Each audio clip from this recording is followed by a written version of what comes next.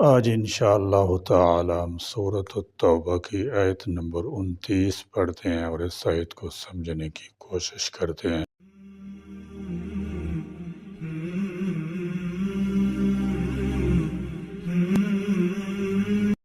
اعوذ باللہ من الشیطان الرجیم بسم اللہ الرحمن الرحیم قاتلوا الذین لا یؤمنون باللہ ولا بالیوم الآخر ولا یحرمون ما حرم اللہ ورسولہ ولا يدينون دين الحق من الذين أوتوا الكتاب حتى يعطوا الجزية عن يد وهم صاغرون قاتلوا تم لڑو الذین ان لوگوں سے جو لا نہیں یؤمنون ایمان لاتے باللہ اللہ پر ولا اور نہ بالیوم الآخر یوم آخرت پر۔ فرمایا قاتل الذین لا یؤمنون باللہ ولا بالیوم الآخر۔ مشرکین عرب سے قتال لڑائی کا حکم دینے کے بعد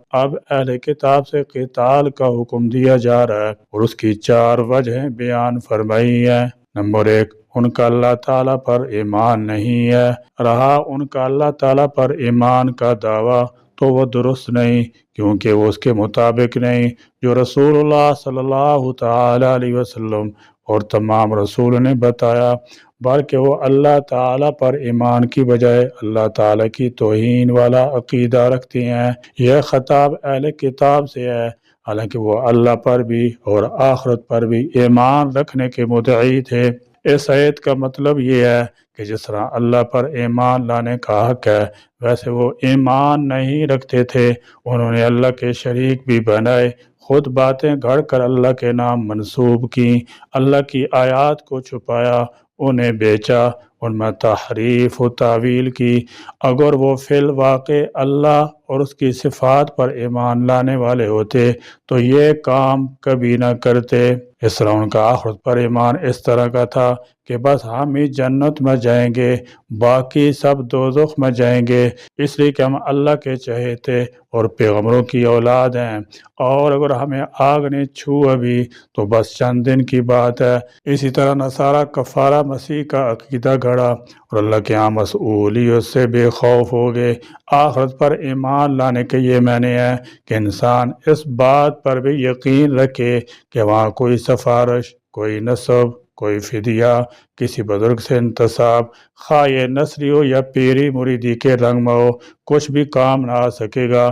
یعنی جو کچھ ان کی شریعت میں ان پر نازل ہوا تھا اسے بھی پوری طرح تسلیم کرنے کو تیار نہیں تھے، اور اس رسول کی تو سینہ تان کر مخالفت پر اتر آئے ہیں۔ ولا اور نہیں یحرمون وہ حرام سمجھتے ما اس چیز کو جو حرم حرام ٹھہرایا اللہ نے ورسولہ اور اس کے رسول نے، ولا اور نہیں یدینون قبول کرتے وہ دین الحق دین حق کو من الذین ان لوگوں میں سے جنہیں اوتو دی گئی الکتاب کتاب، حتیٰ یہاں تک کہ یعطوا الجزیۃ وہ دے دیں جزیہ عن ید اپنے ہاتھ سے۔ فرمایا حتیٰ یعطوا الجزیۃ عن ید، اس سے معلوم ہوا کہ جہاد کا مقصد ان کو تلوار کے زور سے مسلمان بنانا نہیں، بلکہ اگر وہ اطاعت قبول کر لیں اور جزیہ دیتے رہیں تو اپنے دین پر رہ کر پرامن زندگی گزار سکتے ہیں۔ اس کے بعد اسلامی حکومت ان کے جان و مال کی حفاظت کی ذمہ دار ہوگی۔ یہاں صرف اہل کتاب سے جزیہ لینے کا ذکر ہے، یعنی اہل کتاب کے سامنے 3 راستے ہیں، مسلمان ہو جائیں یا جزیہ دے کر محتاطی قبول کر لیں یا لڑائی کے لیے تیار ہو جائیں۔ رہے دوسرے کفار تو عرب کے مشرکین کے سامنے 2 ہی راستے تھے، اسلام قبول کریں یا قتل ہونے کے لیے تیار ہو جائیں، الا یہ کہ وہ اس سے پہلے ہی جزیرہ عرب سے نکل جائیں۔ رسول اللہ صلی اللہ تعالی علیہ وسلم نے مجوسی سے بھی اہل کتاب والا معاملہ کیا، وہم اس حال میں کہ وہ صاغرون ذلیل ہوں گے۔ یہاں جنگ کا قانون بیان کیا گیا ہے جس کا تعلق اہل کتاب یعنی یہود و نصارہ سے ہے کہ جیسے مشرکین عرب سے جنگ کی ضرورت پڑ رہی ہے، اس طرح یہود و نصارہ سے بھی جہاد کی ضرورت ہے، کیونکہ کسی قوم کے مومن ہونے کے لیے ضروری ہے کہ وہ خدا پر ایمان رکھتی ہو، آخرت کی جزا و سزا پر اس کا یقین ہو، جن چیزوں کو ان کی شریعت میں حرام قرار دیا گیا ہے ان کو حرام سمجھتی ہو، اور جب بھی دین حق سامنے آ جائے اس کے سامنے سر جھکا لیتی ہو۔ لیکن یہودیوں اور عیسائیوں کا حال یہ ہے کہ وہ اللہ کے ساتھ اس کے بندوں کو شریک ٹھہراتے ہیں، اس طرح اللہ پر ان کا ایمان نہیں، وہ آخرت کو صرف روحانی راحت تکلیف قرار دیتے ہیں، اس لیے آخرت پر وہ حقیقی ایمان سے محروم ہے، تورات کی شریعت پر وہ عمل نہیں کرتے، اور حضرت محمد رسول اللہ صلی اللہ تعالی علیہ وسلم جس دین حق کو لے کر آئے ہیں انہوں نے اس کو قبول کرنے سے انکار کر دیا ہے۔ اس لیے وہ اہل کتاب ہیں لیکن پھر بھی ان سے جہاد کرنا چاہیے، البتہ اگر وہ جزیہ ادا کرنے پر تیار ہو جائیں تو ان سے جزیہ قبول کیا جا سکتا ہے۔ جزیہ مفسرین کی تحقیق کے مطابق جزا سے ماخذ ہے، یعنی یہ رقم بدلہ اور معاوضہ کے طور پر وصول کی جاتی ہے۔ بعض احناف نے اس کی وضاحت کرتے ہوئے کہا ہے کہ مملکت کا دفاع اور اس کی حفاظت غیر مسلم شہریوں کے ذمہ نہیں رکھی گئی بلکہ مسلمانوں نے خود ان کی حفاظت کا ذمہ لیا ہے، اس کے معاوضہ کے طور پر جزیہ وصول کیا جاتا ہے۔ عام طور پر جزیہ کے بارے میں بڑی غلط فہمی پائی جاتی ہے، اصل یہ ہے کہ کسی بھی مملکت کا انتظام اور دفاع مالی وسائل کے بغیر نہیں ہو سکتا، چنانچہ مسلمانوں سے اس مقصد کے لیے زرعی پیداوار میں عشر اور دوسرے مالوں میں زکوٰۃ لی جاتی ہے۔ اگر یہی زکوٰۃ اور عشر غیر مسلموں پر واجب قرار دیا جاتا تو یہ ان کی مذہبی آزادی کے مغیر ہوتا، ان کو مسلمانوں کے ایک مذہبی عمل پر مجبور کرنا لازم آتا، اس لیے ان کے لیے خصوصی ٹیکس عائد کیا گیا جو زرعی پیداوار میں خراج کے نام سے ہے، اور دوسرا جزیہ ہے۔ جزیے کے واجب کیے جانے کا سبب محض غیر مسلم ہونا نہیں، اگر غیر مسلم ہونے کی وجہ سے جزیہ واجب ہوتا تو بوڑھوں، بچوں، عورتوں، معذوروں سب پر واجب ہوتا، لیکن یہ صرف ایسے جوانوں پر واجب ہے جو کمانے کی طاقت رکھتے ہیں۔ حضرت عمر رضی اللہ تعالی عنہ نے جزیے کی جو شرح مقرر کی وہ مالداروں پر سالانہ 48 درہم، متوسط آمدنی کے لوگوں پر 24 درہم اور کم آمدنی والوں پر 12 درہم، سالانہ 12 درہم تقریباً 4 گرام چاندی بنتی ہے۔ غور کیا جائے کہ یہ کتنا ہلکا اور معمولی ٹیکس ہے۔ اللہ تعالیٰ کا ارشاد ہے حَتَّى يُعْطُوا الْجِزْيَةَ عَنْ يَدٍ وَهُمْ صَاغِرُونَ، یعنی وہ اپنے ہاتھوں سے جزیہ ادا کریں اس حال میں کہ وہ حقیر ہیں۔ اس کا مطلب یہ نہیں ہے کہ وہ اپنے ہاتھوں سے جزیہ پیش کریں اور جزیہ ادا کرتے وقت ان کی تذلیل تحقیر کی جائے، بلکہ اس سے مراد ہے تابعداری قبول کرنا، یعنی کسی گروہ کا دوسرے گروہ کی تابعداری قبول کر لینا اس کی کمتری کو ظاہر کرتا ہے، اس لیے ترجمہ کیا گیا ہے جب تک کہ وہ رعیت بن کر اپنے ہاتھوں سے جزیہ ادا نہ کریں۔ چنانچہ بعض مفسرین نے لکھا ہے کہ جزیہ دینا ہی اپنی کمتری کو قبول کرنے کے مترادف ہے، اور یہ جزیہ ان غیر مسلم اقوام سے لیا جاتا ہے جو اسلام قبول نہ کرنا چاہتے ہوں، خواہ یہ مسلمانوں کی مفتوحہ قوم ہو یا کسی اسلامی ریاست میں بطور ذمہ رہتی ہو، جسے آج کی زبان میں اقلیت کہا جاتا ہے۔ مسلمانوں پر زکوٰۃ کی ادائیگی فرض ہے جس کی شرح مقرر ہے، لیکن غیر مسلم قوم پر زکوٰۃ کی بجائے جزیہ کی ادائیگی لازم ہوتی ہے، اور اس کی شرح میں اس قوم کی مالی حیثیت مطابق کمی بیشی کی جا سکتی ہے، اور یہ سب رقوم سرکاری بیت المال میں جمع ہوتی ہیں۔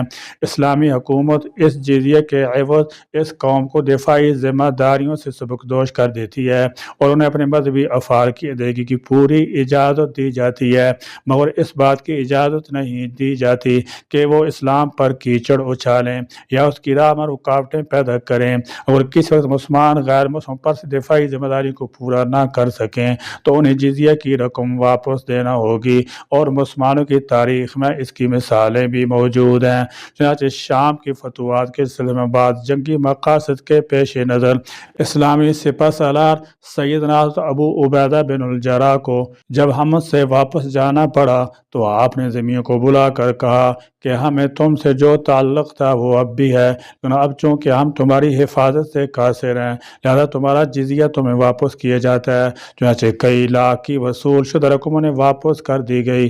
عیسائیوں پر اس واقعہ کا اتنا اثر ہوا کہ روتے جاتے تھے اور جوش کے ساتھ کہتے جاتے تھے کہ اللہ تمہیں واپس لائے۔ یہودیوں پر اس سے بھی زیادہ اثر ہوا۔ انہوں نے تورات کی قسم کھا کر کہا جب تک ہم زندہ ہیں قیصر ہم اس پر کوئی قبضہ نہیں کر سکتا۔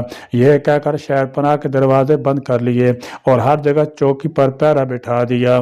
جزیہ کو چونکہ مستشرقین اور اقوام مغرب نے خاصا بدنام کر رکھا ہے لہذا اس کے متعلق چند تصریحات ضروری معلوم ہوتی ہیں۔ نمبر 1، جزیہ صرف ان افراد پر عائد کیا جاتا ہے جو لڑنے کے قابل ہوں۔ غیر مقاتل افراد مثلا بچے، بوڑھے، عورتیں، معذور لوگ، صوفی اور گوشہ نشین قسم کے حضرات اس سے مستثنیٰ ہوتے ہیں۔ جزیہ ادا کرنے کے بعد یہ لوگ دفاعی ذمہ داریوں سے سبکدوش ہو جاتے ہیں۔ رسول اللہ صلی اللہ تعالی علیہ وسلم نے ایسے لوگوں جنہیں عرف عام میں اہل ذمہ یا ذمی کہتے ہیں کی ذمہ داریوں کو پورا کرنے کی سخت تاکید فرمائی ہے۔ نمبر 2، جزیہ ان لوگوں کی مالی حالت کا لحاظ رکھ کر عائد کیا جاتا ہے۔ جیسے سفیان بن عیینہ کہتے ہیں کہ میں نے مجاہد سے پوچھا کہ شام کے قافلوں سے تو سالانہ 4 دینار لیے جاتے ہیں اور یمن کے قافلوں سے صرف 1 دینار لیا جاتا ہے، اس کی کیا وجہ ہے؟ انہوں نے کہا کہ اس لیے کہ شام کے کافر زیادہ مالدار ہیں۔ نمبر 3، جزیے کی وصولی میں انتہائی نرمی اختیار کی جاتی ہے اور سیدنا عمر رضی اللہ تعالی عنہ کو اس سلسلے میں 2 باتوں کا بہت زیادہ خیال رہتا تھا۔ ایک یہ کہ جزیے کی شرح ایسی ہو جسے لوگ آسانی سے ادا کر سکیں۔ چنانچہ آپ نے عراق کے مفتوح زمینوں پر خراج کی تعیین کے لیے سیدنا حذیفہ بن یمان رضی اللہ تعالی عنہ اور سیدنا عثمان بن حنیف رضی اللہ تعالی عنہ جیسے اکابر صحابہ کو مقرر کیا جو اس فن کے ماہر تھے۔ جب ان بزرگوں نے یہ حساب پیش کیا تو آپ نے ان دونوں کو بلا کر کہا کہ تم لوگوں نے تشخیص جمع میں سختی تو نہیں کی؟ سیدنا عثمان بن حنیف نے کہا نہیں، بلکہ وہ اس سے دوگنا بھی ادا کر سکتے تھے۔ اور دوسری یہ کہ ہر سال جب عراق کا خراج آتا تو 10 معتمد اشخاص کو کوفہ سے اور اتنی بسط سے طلب کیے جاتے۔ سیدنا عمر ان کو 4 دفعہ شرعی قسم دلا کر پوچھتے کہ رقم کی وصولی میں کسی شخص پر ظلم یا زیادتی تو نہیں کی گئی۔ نمبر 4، جزیہ چونکہ دفاعی ذمہ داریوں کے عوض لیا جاتا ہے لہذا جو لوگ ایسی خدمات خود قبول کرتے ان سے جزیہ نہیں لیا جاتا تھا۔ آذربائیجان کی فتح کے بعد باب متصل کا رئیس شہر براز خود مسلمانوں کی خدمت میں حاضر ہوا اور کہا کہ میں تمہارا مطیع ہوں لیکن میری درخواست یہ ہے کہ مجھ سے جزیہ نہ لیا جائے بلکہ جب ضرورت پیش آئے تو فوجی امداد لی جائے۔ چنانچہ اس کی یہ شرط منظور کر لی گئی۔ حضرت عمر بن عاص رضی اللہ تعالی عنہ نے جب فسطاط فتح کیا تو مقوقس والی مصر نے جزیے کی بجائے یہ شرط منظور کی کہ اسلامی فوج جد اور رخ کرے گی سفر کی خدمت یعنی راستہ صاف کرنا، سڑک بنانا، پل باندھنا وغیرہ مصری سر انجام دیں گے۔ چنانچہ حضرت عمر بن عاص جب رومیوں کے مقابلہ کے لیے اسکندریہ کی طرف بڑھے تو مصری خود منزل بمنزل پل باندھتے، سڑک بناتے اور بازار لگاتے تھے۔ علامہ مقریزی نے لکھا ہے کہ چونکہ مسلمانوں کے سلوک نے تمام ملک کو گرویدہ بنا لیا تھا اس لیے قبطی خود بڑی خوشی سے یہ خدمات سر انجام دیتے تھے۔ اب ان متمدن اور مہذب مغربی اقوام کا حال بھی سن لیجئے۔ وہ جزیے کو بدنام کرنے اور اسے ذلت کی نشانی ثابت کرنے میں ایڑی چوٹی کا زور لگا رہے ہیں۔ یہ لوگ فتح کے بعد مفتوح قوم سے اپنا سارا جنگ کا خرچہ بطور تاوان جنگ وصول کرتے ہیں۔ پچھلی چند صدیوں میں تو تاوان جنگ کے علاوہ سیاسی اور اقتصادی غلامی پر مفتوح عوام اقوام کو مجبور کیا جاتا رہا۔ البتہ دوسری جنگ عظیم کے بعد سیاسی غلامی کو متروک قرار دے کر اس کے بدلے اقتصادی غلامی کے بندھن مضبوط تر کر دیے ہیں۔ ان کے زرخیز ترین علاقہ پر ایک طویل مدت کے لیے قبضہ کر لیا جاتا ہے اور اس معاملہ میں انتہائی سختی سے کام لیا جاتا ہے تاکہ مفتوح قوم میں بعد میں اٹھنے کی سکت ہی باقی نہ رہ جائے۔ اسلام جزیے کی ایسی نرم شرائط سے ادائیگی کے بعد نہ تاوان جنگ عائد کرنے کی اجازت دی ہے اور نہ ہی کسی طرح کی اقتصادی غلامی کی۔ یا اللہ کریم ہم ضعف کی حالت میں ہوں یا طاقت کی حالت میں ہر حال میں ہمارا اعتماد اعتماد، توکل اور بھروسہ آپ کی ذات عالی پر ہو۔ یا اللہ کریم، جس گناہ سے نعمت زائل ہو جائے، پردہ داری ہو جائے، مصیبت آ جائے، بیماری لگ جائے، یا اللہ کریم ہمارے سب گناہوں کو معاف فرما دیجئے۔ آمین۔ وآخر دعوانا الحمدللہ رب العالمین۔